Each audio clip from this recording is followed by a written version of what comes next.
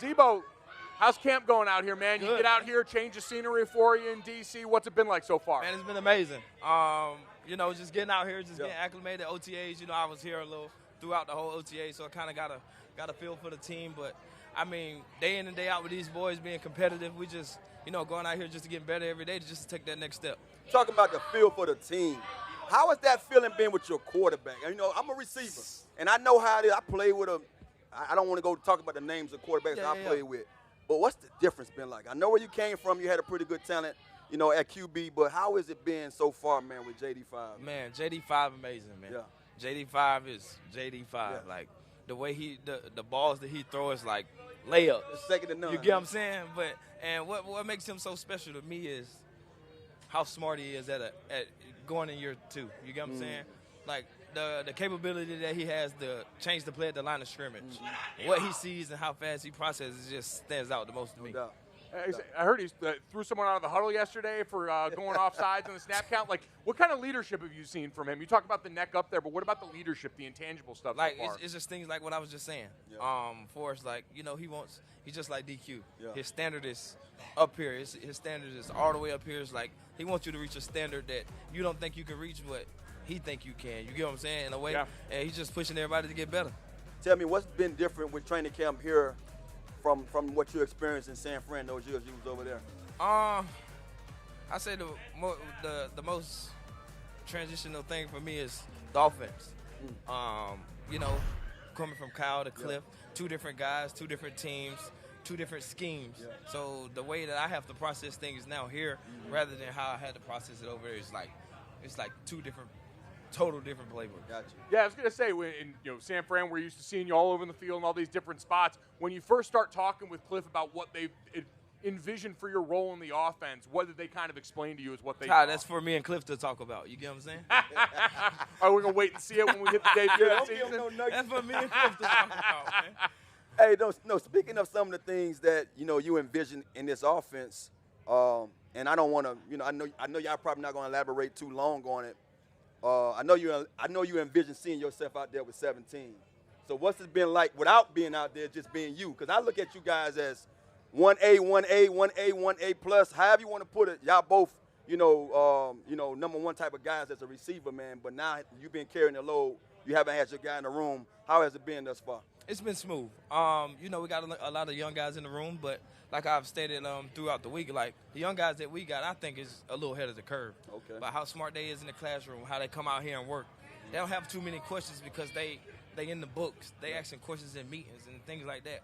But to get back to 17, I've been in this situation before. Mm-hmm. I'm pretty sure you done been in this situation plenty of times, and I'm a guy that not try to get too deep in what the business side of things, but at the end of the day, 17, I want you out here. You want him out here. I want him out here for sure. No matter how long it take, I understand the business side of things, but whenever it happens, we're going to hit the ground rolling, man.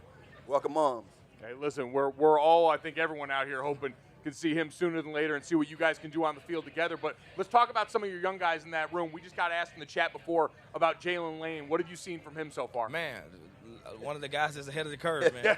I mean, what people may see is him as a special teams guy because, he was tremendous on special teams, but I look at him as a receiver first, then a returner. The way he separates, how fast he is, how fast he's processing things day in and day out. Not only just learning the inside, but learning the outside as well. Like, that's a hard, tough task for, a guy coming from college into this league, especially in the offense like Cliff's.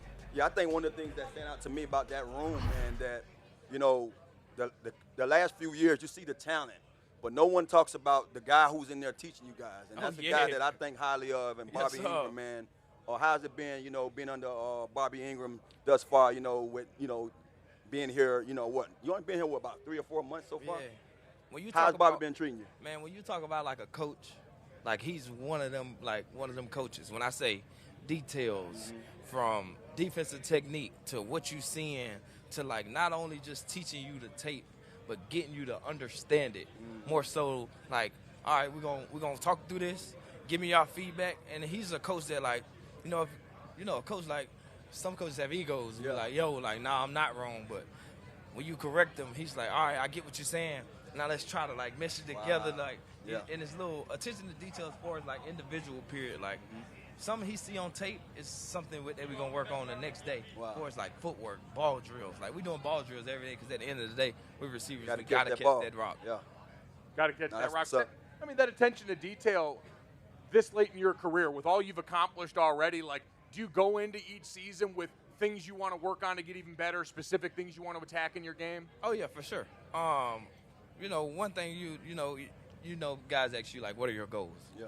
I'm not a goal setter. I'm just a guy that go out there game by game and let it just flow and let it roll on its own. I like But myself. My goal is to get better day in and day out. That's just how I go out there. That's why I love the game that I play, and that's just how I go out there and work. One of the things you just said, you're not a goal setter. And I remember when I left the Jets, the one thing I did say is I want to make sure this team know what they're getting. Yeah. Was that your mindset when you came into these doors? Like, I'm finna show you guys who Deebo really is. Right. And I'm going to show you, but I'm not going to show you somebody that I'm not. Mm-hmm. You get what I'm saying? I'm going to show you, like, I love the game. Yeah. I enjoy going out here and playing, you know, with my brothers. And, you know, I'm just out here to get better. I'm not going to fake it. I'm not going to be somebody that I'm not. I'm just be me. Yeah.